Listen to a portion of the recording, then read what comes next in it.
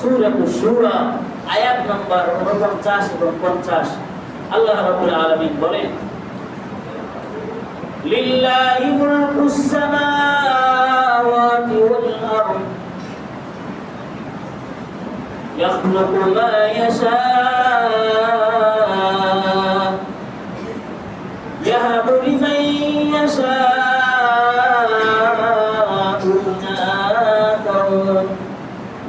ويهب لمن يشاء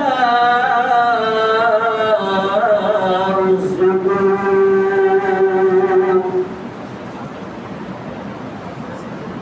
আল্লাহ রাব্বুল আলামিন বলেন আকাশ মণ্ডলী এবং পৃথিবীর ছত্র মালিকানা একমাত্র আল্লাহ। আল্লাহ যা চান তাই সৃষ্টি করেন।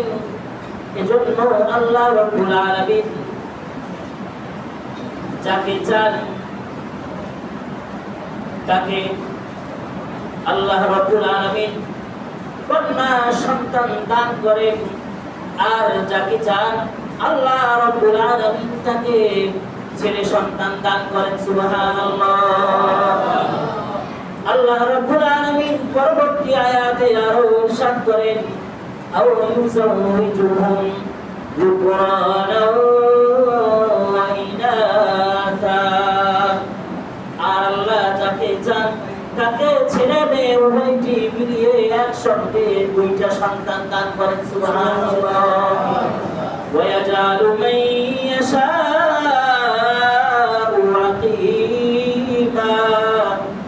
আল্লাহ যাকে চান আল্লাহ রাব্বুল আলামিন তাকে বন্ধা বানিয়ে রাখেন। সুবহানাল্লাহ। সন্তান দেওয়ার মালিক কে? আল্লাহ। আওয়াজ দিয়ে বলি কে? আল্লাহ। রিজিক দেওয়ার মালিক কে?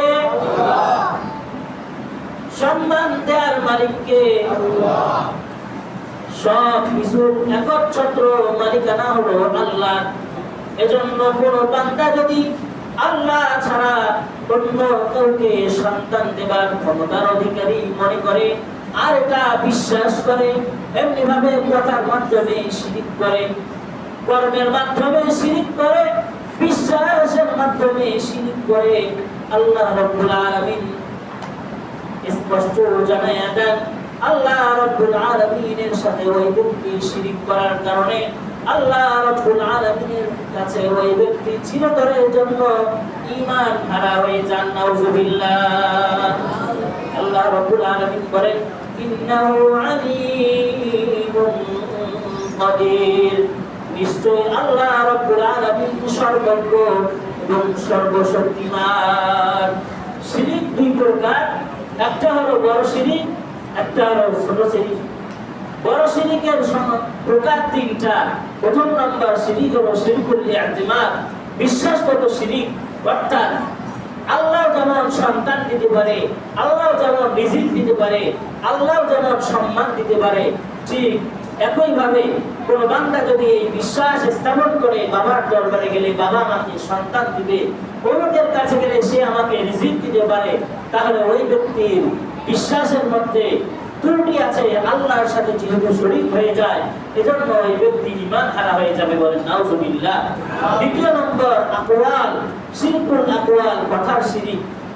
কথার মধ্যে এরকম কথা বলা যে আল্লাহ যেভাবে বৃষ্টি বর্ষণ করে, আল্লাহ যেভাবে রিজিক দেয়, আল্লাহ যেভাবে আমাকে অমুক কাজটা করছে, অমুক নক্ষত্রের অমুক তারকারাজির এই ক্ষমতা রয়েছে, এই কথা মুখ দিয়ে উচ্চারণ করা, এটাকে বলা হয় শিরকুল আকওয়াল। এগুলো বড় শিরিক। তিন নম্বর হলো শিরকুল আফআল, কর্মের মাধ্যমে শিরিক করা, অর্থাৎ কারো সামনে মাথা নত করা, বাবার সামনে গিয়ে সিজদা করা। একমাত্র পৃথিবীতে আল্লাহ রাব্বুল আলামিন এই যে কপাল মানুষকে দিয়েছেন, আল্লাহ রাব্বুল আলামিন মানুষকে মাথা সৃষ্টি করেছেন মানুষের জন্য। এই মাথা সৃষ্টি করার মাধ্যমে আল্লাহ রাব্বুল আলামিন একমাত্র এই মাথা দিয়ে শুধুমাত্র মাথা নত করবে মানুষ তার সামনে। সকলে বলেন কার সামনে? আল্লাহর সামনে। কোন বান্দা যদি কোন মানুষের কাছে মাথা নত করে তাহলে ওই ব্যক্তি শিরকুল আফআলে লিপ্ত হয়ে গেল, সেও কবিরা গুনাহ করলো, সেও বড় শিরকের মধ্যে নিমজ্জিত হয়ে গেল। বলেন নাউজুবিল্লাহ। এই তিন শিরকের মধ্যে কোনো ব্যক্তি যদি লিপ্ত হয়ে যায় তাহলে ওই ব্যক্তি ঈমান হারা হয়ে যাবে। বলেন নাউজুবিল্লাহ। দ্বিতীয় নম্বর শিরকুল খফি। শিরকুল খফি এটাও এক ধরনের শিরক। নবী সাল্লাল্লাহু আলাইহি ওয়াসাল্লাম মুসনাদে আহমদ একটা কিতাব, এই কিতাবের ভিতরেও রয়েছে নবী আলাইহিস সালামের বাণী বর্ণনা করা হয়েছে। রাসূল সাল্লাল্লাহু আলাইহি ওয়াসাল্লাম বলেন, আমি আমার পরবর্তী উম্মতের জন্য শিরকের খফির আশঙ্কা করি। আমার উম্মতেরা শিরকের খফিতে লিপ্ত হবে। শিরকের খফি কি? নবী আলাইহিস সালাম বলেন, আমার উম্মত ইবাদত করবে কিন্তু তার মধ্যে চিন্তা থাকবে, আমি সুন্দর করে নামাজ পড়লে মানুষ আমাকে বলবে যে এই লোকটা কত সুন্দর করে নামাজ পড়ে।